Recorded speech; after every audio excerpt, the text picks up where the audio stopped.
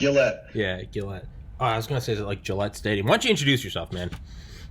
Sure, I'm Adam Guillette with Accuracy in Media. We've been around since 1969 using investigative journalism and citizen activism to hold corrupt politicians and bad journalists accountable. Yeah, I was reading the description. Have you ever noticed how like Wikipedia will just openly like slander anything they don't? If you Google BitChute is a far right hate group, and I'm like, what the? No, it's just an alternative to YouTube. Our Accuracy. Wikipedia page reads like if all of your ex-girlfriends got together in a room, got drunk, and randomly stumbled upon an old email from you, Yeah. that's our Wikipedia page. Yeah. It's literally the people who hate us most, who are most opposed to the work that we do, our political enemies. And there are two editors from Wikipedia who openly monitor our page. So anytime we try to add more recent things or try to correct not just defamatory, obnoxious things, but outright lies on our Wikipedia page, they change right back. Yeah. It's wild. Oh yeah. Oh dude, it's the ministry of truth. It is blossoming. But I finally got to a point. It makes me think of like the saying that I guess bombers would use in World War II. All the Americans, they would always say, when you're, obviously it's not a new saying, when you're taking flak, it's good. That means you're over the target. Yes.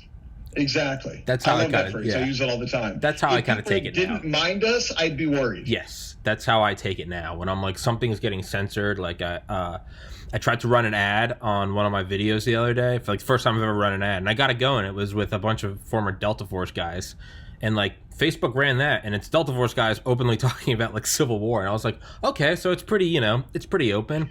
I tried to do the Mitzi Perdue one about human trafficking, and they denied it twice. Wow. Yeah, That's so weird. It's a little hairy. She mentions Taiwan in it, and I wonder. That's what I'm thinking. I wonder if they're taking, because anything you say Taiwan, that's flagged. But point being, yeah, taking flag means you're over the target. But Exactly. yeah, man. But yeah. Well, what else about you, man? Aside from that, I mean, I can say I'm Tommy from Tommy's podcast, but I mean, I'm also a moron. I'm a friend. I play video games. Like, what else about you, dog? Sure, on most of those things, I don't play video games, but I get, I have the most fun putting smiles on the faces, putting frowns in the faces of bad people, and that's what we do. We hold politicians accountable. We hold bad journalists accountable. We hold, pop culture figures when they're behaving badly accountable. A couple months ago over the summer, do you remember when a bunch of celebrities were paying the bail money for rioters who were getting arrested for riots? Yes. Yeah, I didn't like that. I don't know what you thought of that. No, that was pretty. That was some commie horse shit. Excuse me. Oh, it was terrible. And I'm very sympathetic to a lot of the things that the Black Lives Matter activists want. Sure. I want to demilitarize the police. Sure. I'm for ending chokeholds. I'm for reforming qualified immunity. I'm against police unions. I'm against all public sector unions. So it's not as if I'm not on the side of what some grassroots activists want to do, but I'm not for burning down minority-owned businesses in the name of social justice. That's freaking crazy. Yeah. So all these celebrities announce on social media they're going to donate $100,000. I'm going to donate more than that. 25 different celebrities announced they were doing at least six-figure gifts. So we didn't like that very much. Yeah. And we knew that if we just went after them on social media, it's like somebody coming after you with an opposing viewpoint. You dig in your heels. Mm-hmm. And celebrities are used to getting hate on social media. Sure. So I did the same thing anybody would have done in that situation. I found one of those services you could sign up for, where you look up any celebrity and it gives you the name, email address, and phone number of their manager, publicist, and agent. Yeah. And we set up an action alert, the kind you would use to send a message to your congressman and senator about a tax cut or whatever. And you send one message, and it went to 20 different agents, managers, and publicists of these celebrities. Well, they got 80,000 emails in the course of a week. And it didn't say your client's an a-hole, I hate him, burn in hell. Sure. It said what your client is doing is stupid. Instead, they should donate their money to minority-owned businesses that got burnt down and so forth. Because if anybody's got influence with these celebrities, I've got to assume it's their manager, their agent. Sure. Then the next day we started phone calls. Normally, if you ever use robocalls, people order phone calls to Republican primary voters. Press 1 to be connected with the mayor's office. Tell them you're against the tax hike. Ours was to Republican primary voters. Press 1 to be connected with the William Morris Agency, which represents a plurality of the celebrities that are donating to pay the bail money for violent rioters. We did that with some phone calls for a few days. Then the day after that, we started working on the cell phone numbers of the agents. Yeah. Publicly available. We would never dig up a private one. Sure. But the publicly available cell phone numbers of these agents. So that's what I say when I mean we seek to put frowns in the faces of bad people. Yeah. We're living in a world right now where the left has politicized every bit of our culture, sports, entertainment, everything. So if that's what they want to do, if these are going to be political actors, they should be treated with the same thing that you would expect a political actor to be treated with. Yeah. And that's why we go after it. Yeah. It's kind of like it's kind of like World War One, not to immediately like escalate this conversation, but it's kind of like World War One, using chlorine gas or something. They eventually realized, they're like, we're releasing this thing and we're hoping like the literal winds are in our favor, right? That's right. That's what. That's right. Did you see that tweet? I think it was over this summer, or it was some guy saying it was like, yes, pigs in a blanket, like burn them, and it was like it's some celebrity. I cannot remember his name for the life. It's a celebrity athlete. I don't know. Someone just not in touch with. It was Satan. Satan. It was Lucifer. Yeah, it's. It's crazy to see stuff like that. It's absolutely nuts. Who could believe in such a thing? And then you want to share that with the world? What the heck? But he posted it, and it was of a police department burning, right? And it was this virtue signal. Go get him. And then like a couple hours later, you could see the tweet slowly changing. As the rioters, as the forest fire, as the chlorine gas got out of control, and they came to his neighborhood, and then it's like, well, let's just take down everyone with a nice home. And he said, I think his exact tweet was, if it was anyone else, it would have been said it was racist, but he said like, somebody stop these animals. They're at our nice gated community, and it was like, dude, if you let the dogs of war out, like there's no controlling this thing, man. Yeah. And that's to me, that was my favorite. I think that was my favorite moment of 2020. It was like, how dare they attack my manicured lawn, like they lit my golf cart on fire. But it's a weird thing where there's some old rock star like a week ago that was like, some paparazzi posted a picture of him wearing a Trump hat, and immediately the dogs were sicked on him. And I remember he tweeted, he was like, right now, it's very popular to hate Trump. And he's like, I am at my heart. He's like, I'm apolitical, but I'm also a punk rocker, right? Have been my whole life. And he was like, to be hated, he's like, that's like where I thrive. So he's like, I don't even like him, but he was just like, go Trump, because he's like, I'm anti-establishment.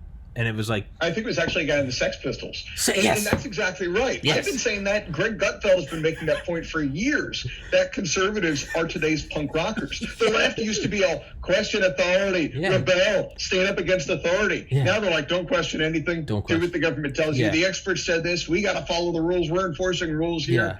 Conservatives are the punk rockers of today. Yeah, and that's the most hilarious like plot twist of the last 4 years is, use the wrong hashtag, say the wrong pronoun, it's off with your head. God forbid. They're literally book burners. They have literally become the book burners. They're out there burning Harry Potter books because they say she's transphobic. It's crazy. I want to find the mixed meetup group of the a little bit wacky, nutty Christians who hate Harry Potter because they hate witchcraft. Satan. And I want to meet them up and have the world's weirdest cocktail mixer with them and the trans rights activists who are also burning the Harry Potter books. I want to see how that goes down. How would that go down? Because you're right. It's because I went to private Catholic school. Hey, there's another target on my back, right? White guy, blue eyes, American flag. Just stack it up. It was Harry Potter's bad, witchcraft, right? But you're right, because if those like hardcore Catholics don't like him, but they support Trump, but then you get the anti-JK rallying because she isn't far left enough, what would happen? Would it mix? I don't think. Would it explode? It would be like the famous Baptists and Bootleggers Coalition, where who wants alcohol to be illegal? The Baptists who don't like alcohol, and the bootleggers who are kept in business by the fact that it's illegal. Yeah, I think it might be like that, in that they share the same allegiance and alliance, and they support the same sort of thing for different reasons. But in person, they'd probably hate each other to death. I don't think it would go on well. But it'd be fun as heck to watch. Yeah, because one side likes Trump, though. That I would imagine, right? The conservative Catholics. That would be interesting. That would be like a fuel air bomb. That would be. Didn't the KGB do that, where they'd set up meetings on Facebook between like BLM and then like Thin Blue Line or something, and they would. You didn't know that? I'm trying to get him on. I didn't know that, but it sounds like the greatest reality show ever. Yeah, I hope it's on this fall. Vince Houghton, the curator of the National Spy Museum and the author of one of my favorite books called Nuking the Moon and Other Cold War Ideas That Stayed on the Drawing Board. Well, I'm trying to get on the podcast, and he might be. But love the Spy Museum. Yeah. Oh, yeah. But he talked about in the beginning, he was like, he's like, believe it or not, like it or not, he was like, an objective fact is like there was meddling in 2016. He's like, I've studied this all my life. That's what it is. I'm apolitical. He's like, like, that being said, kind of like, he's like, you have to respect your enemy. And he was like, they played a beautiful game. And he mentions that. He goes, setting up Facebook groups, sort of like, you know, IP tracked, like FBI tracked it. And it's like, yeah, this is coming from, like, Russia. But it's setting up BLM and Thin Blue Line. Or it's like Trans Life Matter. And then versus next door to, like, the Westboro Baptist Church. And it was just like, they were pitting these against each other just to sow discord. And I was like, well, yeah. The most wild part of all that with things like the Russian meddling is if we just kind of ignored them, their meddling is so really insignificant. Russia doesn't have that much power. Yeah, they spent like, what, $80,000 online in the 2016 election or something, as if we are to believe that $80,000 is so significant as to, you know, really have an impact in the election. If so, what are they spending the tens of millions on if this 80,000 could have swung it? But then when the media won't stop talking about Russian meddling, like they work to do more PR work for Putin than Putin's own people ever could, the way they build him up. Meanwhile, Russia is so freaking weak. A couple of years ago, their economy had shrunk so much it was literally the size of Mexico's economy in GDP. I think now it's Nobody below. fears Mexico. Yeah. The cartels don't fear Mexico. You know, nothing. Who's fearing Mexico? I love Mexico. I've been there many times, but nobody fears Mexico. Why should anyone, aside from maybe Belarus or the Ukraine, you know, a nearby neighbor, fear Russia? We should not fear Russia. Not because they're our friends, you know, their government, but because they're no threat to anyone, really. Well, For us to sit around overstating their significance and overstating their importance is just asinine, and it's all Putin could ever want. Yeah, it is brilliant. It's I mean, one thing I was talking, you know, everyone kind of freaking out about, like, the guys in camis and unmarked vans grabbing protesters, which, hey, I'm not for. I think that's a very but hey, that was put in effect by who in 2012? The National Defense Authorization Act, NDAA 2012. You could suspend the writ of habeas corpus, and you didn't have to do due process. And also, in 2012 was I read it this morning, and I've always known it, but I haven't gotten the exact terminology, and now I'm already forgetting it. I think it's the Smith-Mundt, M-U-N-D-T Act of 1948, which suspended propaganda from the United States government onto American people. 3 years after the war, right? During the war, you gotta, hey, we're gonna take the Japs, right? You gotta. It's the only way you're gonna do it. How else are you gonna do it? Yeah. But they suspended it in 1948. Why? Okay, war's over. 6 months after we formed the Air Force, the CIA, the National Security Act. So it's kind of like, hey, we got it down pat, right? That was suspended in 2012. And it's never got brought up. That they suspended the law that, how 12 years, 52, after 64 years, that you can't use propaganda on U.S. citizens on U.S. soil. That was suspended in 2012. I mean, does that not get a little hairy? Like, so what's really going on right now? I would say I would be careful about overstating the significance of them suspending it, because laws constricting government, I feel like, are largely insignificant. I mean, we can pass all the laws we want, but in reality, they don't adhere to the Constitution, which, to my knowledge, hasn't officially been suspended. They don't adhere to the Second Amendment, the 10th Amendment, any of that stuff. So to suggest that, one minor law. And no one would make the case that between 1948 and 2012, there was no government. I know, right? No one's going to sit here and say, oh my gosh, things are about to get a lot worse. The government's going to start lying to us. We haven't seen that since 47. No one's going to say that. I'm not too bothered by it. What I do know is that, similar to what you said about, them pulling protesters off the streets and that being from an Obama law of 2012, I know that if we elect Barack Obama in 2008, we're going to close Guantanamo Bay and we're going to repeal the Patriot Act. And I'm really looking forward to all that happening. I can't wait. Any day now. Any day now we're going to do it. Surely they passed the law in secret, and it doesn't take effect until next week. It's right around the corner. It's true, and like there is like cognitive dissonance. I'm openly more on the right, but then there is some cognitive dissonance where it's like, hey, I really don't like. I'm not talking for you. I'm talking for myself and only myself. It's like, hey, I really don't like what he's doing in Portland. DHS grabbing guys, these ex-spec ops guys grabbing U.S. citizens, and then I kind of let it go. I'm just like, don't do that again.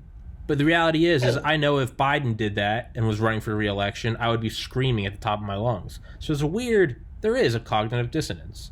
Well, I know the Republicans in the House and the Senate are dying for a Democrat president to win, or a Democrat candidate to win the presidency, so that they can become fiscal conservatives again.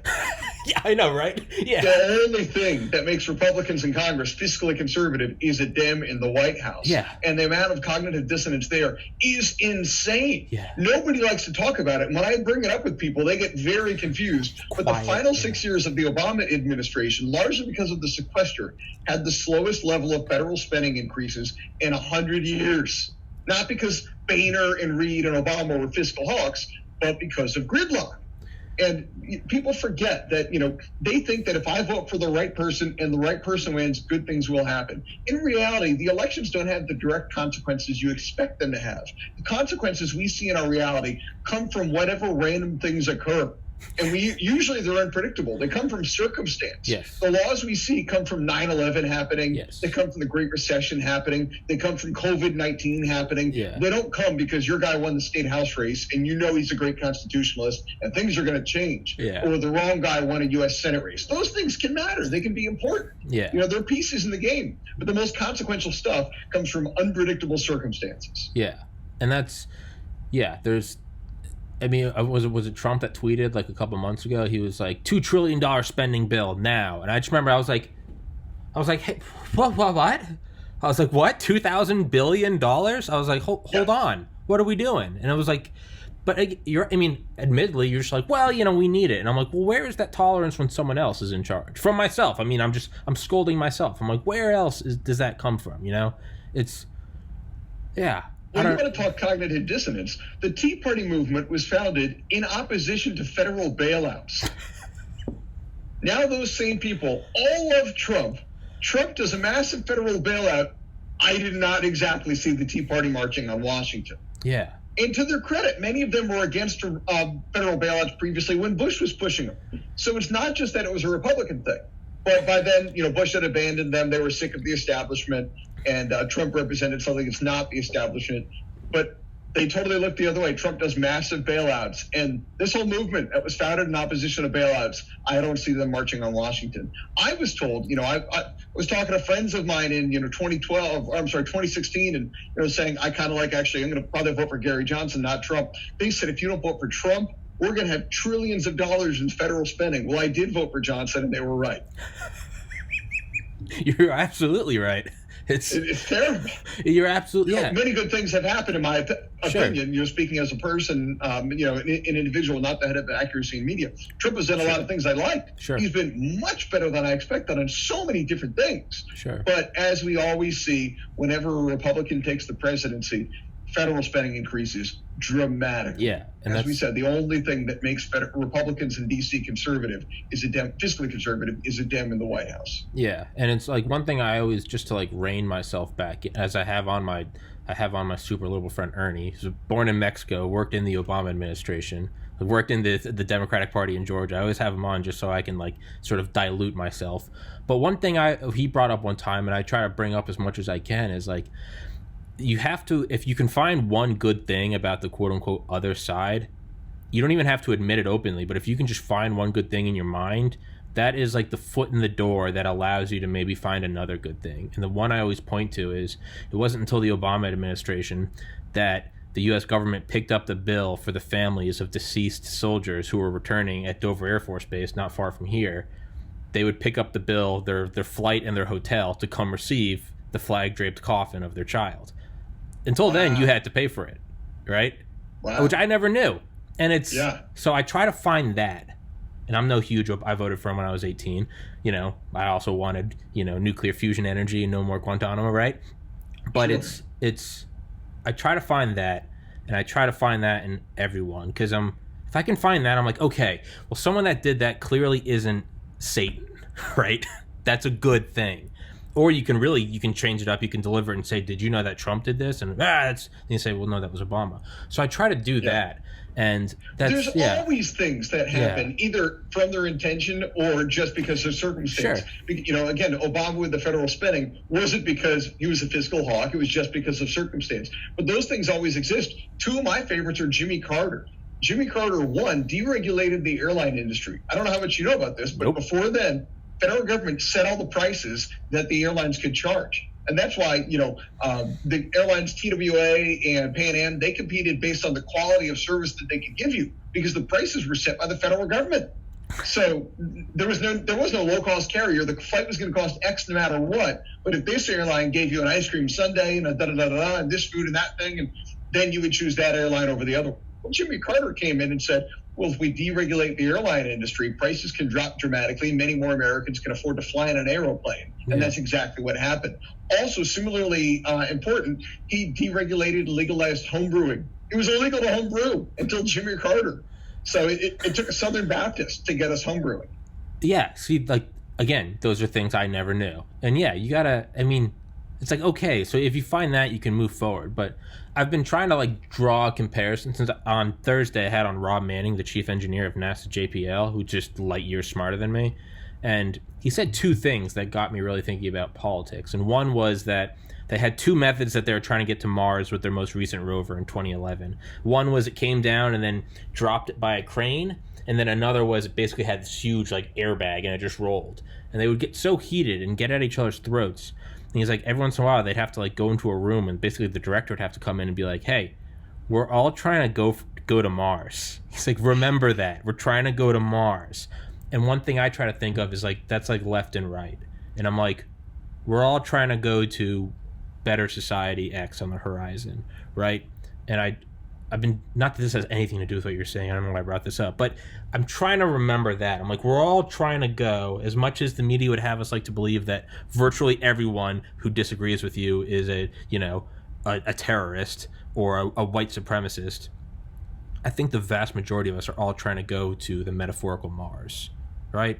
Yeah, absolutely. The media consistently creates false dichotomies as if we only have two choices to decide between. Yeah. Either I'm totally anti-masks and I think COVID is a complete hoax, or, I want to support lockdowns every second and put everybody, lock everybody away and so forth. They don't leave room for the world where, if you want to come out and say, I think some masks work when worn properly, other masks don't necessarily work, that we're not even allowed to have that position. Wow. You got to be on one extreme end or the other extreme end. Yeah. Similarly, you've got to either be thin blue line or Black Lives Matter. There's no room for the people who are like, listen, I'm for some reforms of how police go about their business, but I'm not in favor of burning buildings to a crisp. Yeah. There's no room for that. Yeah. There's no room for us. But in reality, that's, I think, where most people are. Yeah. But that's less sexy for the media. They, if it leads, it leads is their story. So there's really no room for that, unfortunately. Yeah. And the other mistake that I think all of us make, even individually, is we always think, and I've always been guilty of this, our side, our candidates, our politicians are largely just saying this stuff to get elected. We probably can't trust them. As soon as they're elected, they kind of abandon their principles anyway. I wish our side really believed like the other side did. And then when the other side says something, oh my God, did you hear what he said? Well, I got news for you. The other side says stuff to appease their base, too. Yes. The other side is just trying to fire up the base and get elected, too. Yeah. They don't necessarily believe the stuff they say either. Yeah. But when it's something we're opposed to, oh, my God, he said he was going to do X. Yeah. Yeah, but our candidate said he was going to do Y. We know he's full of it. So. Yeah. It is. You can only have one or the other.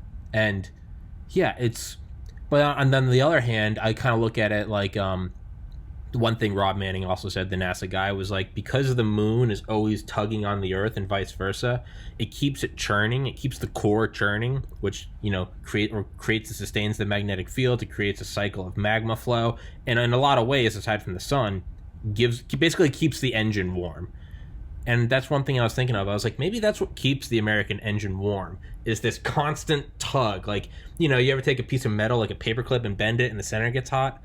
I wonder if that's what it is. Is there just, in my stupid mind, my simpleton way of looking at things, is it just two parties tugging and it keeps the core churning? Or is that an idyllic way to look at it and not at all? I think that's lipstick on a pig. I appreciate the honesty. Well, we used to be able to agree to disagree, but unfortunately our culture, because of the social justice left, has moved in such a way where agree to disagree isn't allowed anymore. Yeah. Because they convince themselves that the people who disagree with them are inherently evil. And who would agree to disagree with someone who's inherently evil? Yeah. So that is incredibly dangerous for public discourse. That makes it different from the politicians of 30 years ago, 50 years ago, 100 years ago, who could disagree during the day and go get dinner afterwards. That hurts it. Sure. But then also the things in which we used to unite. helped us overlook our differences. Things like in the culture and in sports, those have become a combination of politicized and fragmented.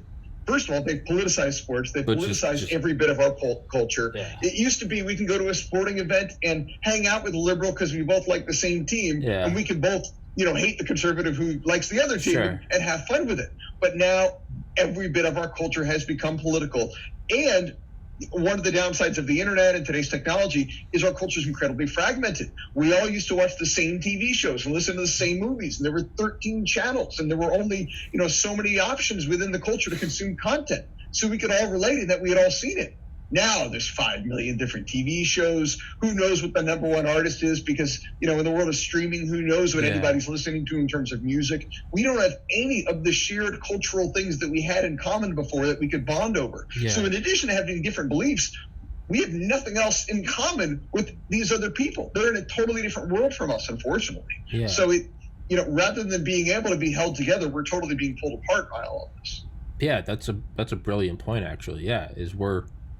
There's no, it's like, whatever, did you watch we're all in our hype. I think Duncan Trussell, the comedian, always says, he calls it reality tunnels. It's like, whatever you have on here, we have different apps, we have different YouTube playlists, we have different, what am I going to watch tonight? Am I going to watch a movie about UFOs, or am I going to watch whatever, Tiger King, which I still haven't, I don't know what that is, right? But we all have are you going to listen to Post Malone, or are you going to listen to Cardi B, or whatever, the Rolling Stones, or the Sex Pistols, whatever.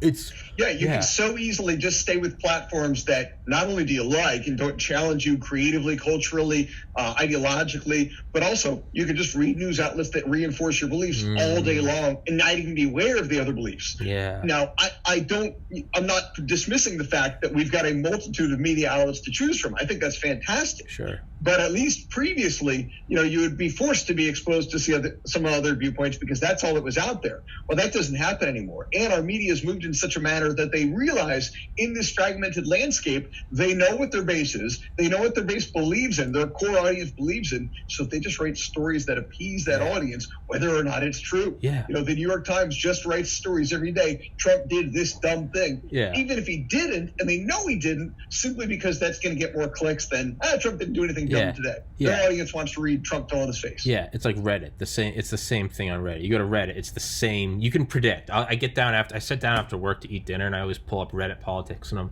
I just play a game with myself. I'm like, what is it going to be tonight? It's going to be this. And I just go through and check them off. I'm like, of course. But to what you were saying earlier about the dichotomy, so is the move third party? And I don't know. I mean, you don't have to speak for accuracy in media. You can just speak for Adam.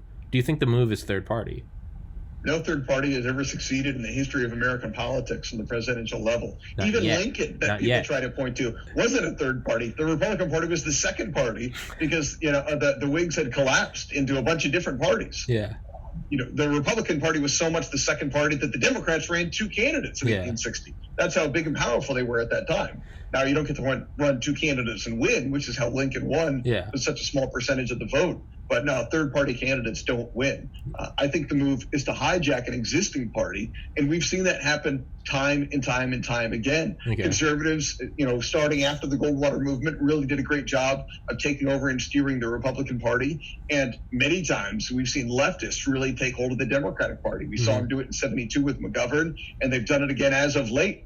Younger people may not realize that when Clinton ran in 92, Democrats had been out of office for 12 years. Mm-hmm. Last time they were in office, they had Jimmy Carter. It didn't end well. So Clinton ran as a new Democrat. Yeah. That was his phrase. He ran openly as a moderate. He said things in his State of the Union addresses like the era of big government is over. This was a Democrat saying these things.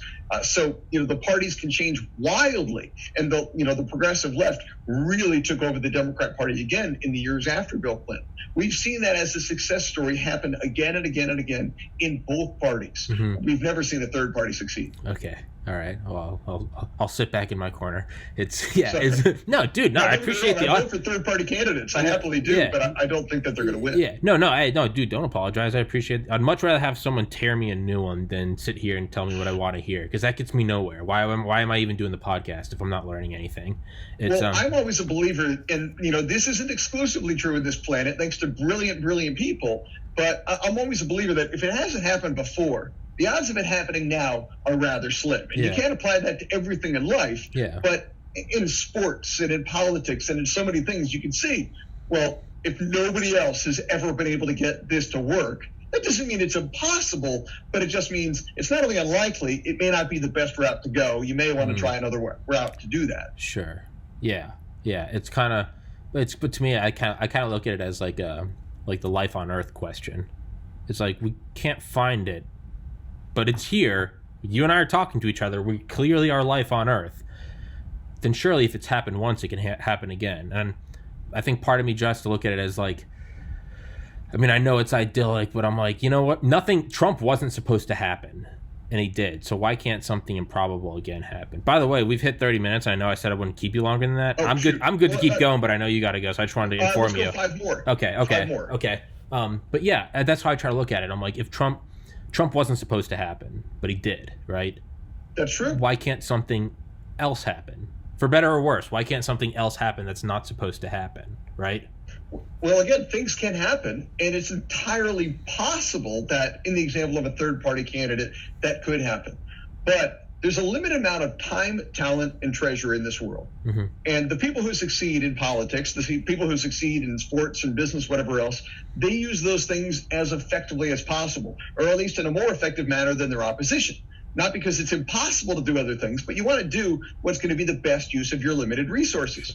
If we know that time and time again, ideological movements have been effective at taking over an existing party, and if we also know that time and time again, ideological movements have failed at having success in a third party, why would you go the latter strategy when you could go the former? And if you're going to bet your money on a better way that would succeed, I'd bet my money on the one that's worked time and time again, as opposed to the one that's failed time and time again. Okay. So, not to say it can't happen, but just to say the likelihood of it going that route, well, heck, I'd much rather go that route. I've seen people do it so many times in recent history. Yeah, sure. Yeah, I got you. So let me just pick your brain because I know my own thoughts, so I don't get any benefit out of me repeating mine. What do you think is going to happen for the election? Which way do you think it's going? How is it going to happen? What's going to happen after? Sure. It's still early to say, and a lot can change. If I'm betting money, I think Biden wins the popular vote by a wider margin than Hillary. And I think a couple of those swing states narrowly go for Biden, causing Trump to lose. Okay. Maybe he just happens to randomly, as a fluke, lose Florida, or he loses Pennsylvania or Ohio, or he just loses a combination of random ones like Arizona or Michigan. I think he loses a couple of those narrowly, and that it probably, as a result, goes for Biden. Yeah. But it's early. It's hard to say. It's still relatively early, but I think that's where it's going. What do you think? I have that feeling. I have that feeling. I'm going to, for everyone listening, the podcast tomorrow is canceled because I got to go register to vote. It's the last day to vote, but it's got the last day to go register here in Maryland. So, but yeah, it feels like it's swinging towards Biden.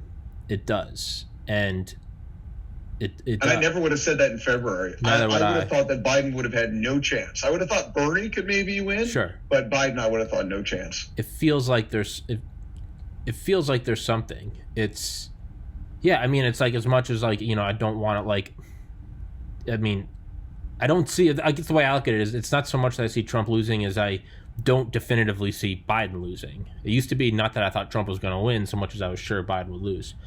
I don't think that anymore. And furthermore, if something crazy can happen, like Trump winning in 2016, where it's like, what the, why can't the inverse happen? Why can't everyone so sure that Trump is going to bulldoze him?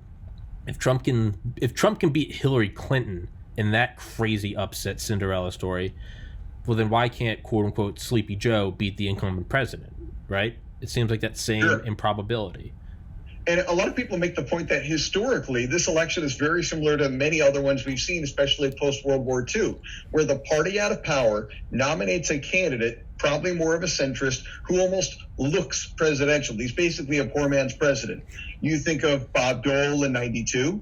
You think of Mitt Romney in 2012. Mm-hmm. Both parties have nominated Michael Dukakis, not Dukakis, but McGovern in 84. What's his name in 84? Who won one state, his home state? I don't know why I can't remember. No, I was thinking the billionaire in the 90s, Ross Perot, not him. No. No. I can't remember. McGovern was 72, and 84, I forget who the Democrats had, but he only won his home state of Minnesota, clobbered every other state. The party out of power consistently nominates a poor man's president, and that person always loses. Biden fits the mold of a poor man's president more than anybody else, and he's a bit of a centrist like those candidates as well. So in a normal year, I would think he would get his clock clean. Yeah. But because of COVID and because of the riots, and because I think Trump personally handled both those things from a PR point of view, forget policy. Yeah. Your point of view, I think he handled those things relatively poorly, the way most voters view it. I think that causes him to lose. Yeah. Obviously, re-elections are really, referendums on the incumbent more so than they're about the challenger, which has allowed Biden to stay in his bunker for a month. We were joking that if Biden comes out of his bunker and sees his shadow, does that mean 4 more years of Trump? Like, what are the rules on that? But it's worked out for him because Trump's out there just having unforced errors and, getting people sick of him. Yeah. Unfortunately. Yeah. I think he has a rabid supporter base, but I think unlike anyone in history, he has whipped up a side of people who normally don't vote and who probably aren't ever going to vote again are going out to vote simply because. I mean, dude, this morning he tweeted. Dead people. Yeah, this morning he. I'm just kidding. Yeah. Good one. This morning Trump tweeted out, "California's gone to hell." He tweeted that. He said California's gone to hell, and he said New Jersey's going to hell. I thought it was fake, man. I looked it up and I was like, he tweeted that. I don't know, man. That's hysterical.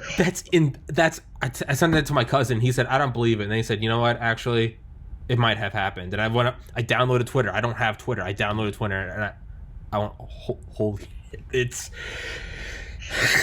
so, I don't know, man. Biden might pull it off. Trump might pull it off. I don't know. It's what I thought would be more of a difference maker at this point, I really thought if people became optimistic about a vaccine at this point, that it really would have helped Trump.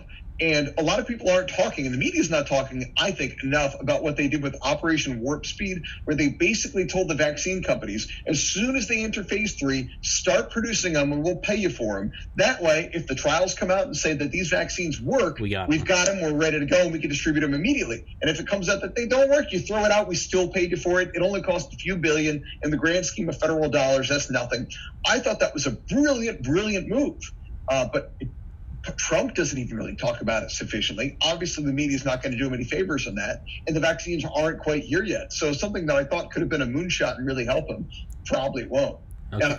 And I did my part. I talk about this too much, but I signed up for vaccine trials. Okay. I got the Moderna vaccine. Okay. I was actually there at the local place this morning. So I've been so interested in this, and I was certain that this was going to be the huge issue of October, almost the October surprise. Sure. And I was fully expecting the media to start sowing seeds of doubt in the effectiveness of these vaccines. And the New York Times started a little bit, but because Trump hasn't really made them an issue, and because nobody's really talking about the vaccines being just around the corner, the media hasn't even had to spend time, smearing vaccines the way I had expected them to. So tinfoil hat time. Do you think that is his, no pun intended, his trump card?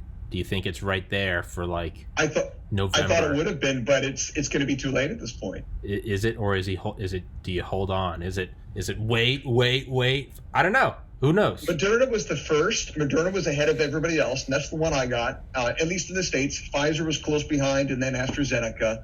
And the Moderna one, they had to slow down the trials this week because they don't have a sufficient amount of minorities enrolled. It's too many white people, I guess, and not enough African Americans and Hispanics. So much so that they told me they're not even accepting Caucasians in the Moderna trials anymore, at least in my location. I'm lucky I got in. But so it's caused them to have to slow it down.